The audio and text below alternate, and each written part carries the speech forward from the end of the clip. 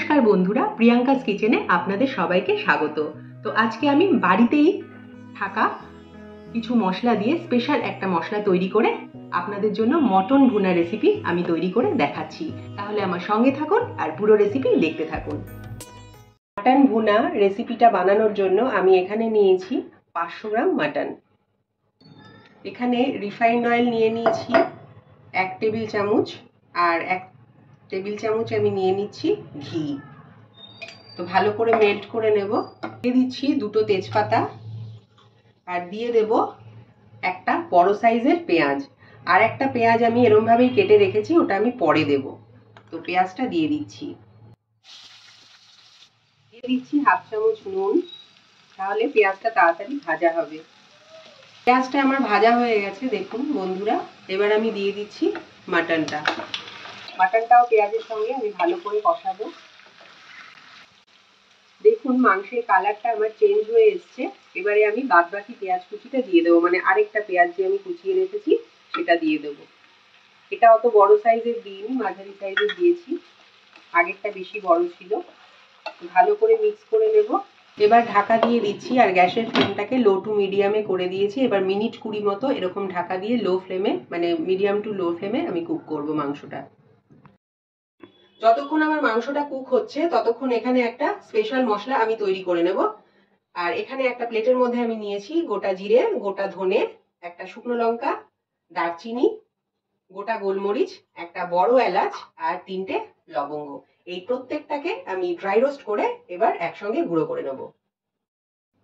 20-22 minute পর ফেরত এলাম। ঢাকাটা তুলে নিচ্ছি, মাঝখানে একবার আমি নেড়ে দিয়েছিলাম। আমি এই অবস্থায় দিয়ে দেব আদা রসুনের পেস্ট। এখানে 1.5 টেবিল চামচ মতো আদা রসুনের পেস্ট আছে, সেটা আমি দিয়ে দিলাম। 1 চামচ কাঁচা লঙ্কা হামালদিস্তায় থেতো করে নিয়েছি, সেটা দিলাম। আপনারা বেটেও দিতে পারেন, আবার চিড়েও দিতে পারেন। কাঁচা গন্ধটা চলে যাওয়া পর্যন্ত আমি কুক করে নিলাম মাংসটা। মশলা দিয়ে দিচ্ছি। এখানে নিয়েছি ধনে গুঁড়ো 1 চামচ, হলুদ গুঁড়ো 1 চামচ, আর কাশ্মীরি লঙ্কার গুঁড়ো 1 চামচ।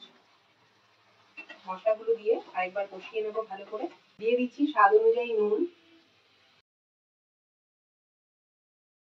এবার আমি ঢাকা দিয়ে মিডিয়াম আছে আরো 5-7 মিনিট কষিয়ে নেব, যতক্ষণ না তেল ছাড়ে। ঢাকাটা তুলে নিচ্ছি। দেখুন বন্ধুরা, মাংস থেকে তেল ছেড়ে দিয়েছে। তো এবারে আমি কুকারে দিয়ে দেবো। আপনারা ভুনা করেও করতে পারেন, ভুনে ভুনে নিয়ে, কিন্তু আমি তো এতক্ষণ ভুনলাম। কুকারে দিলে কি হবে, তাড়াতাড়ি হয়ে যাবে। আর যদি ভুনে করেন আরো কিন্তু 45 মিনিট মতো লাগবে।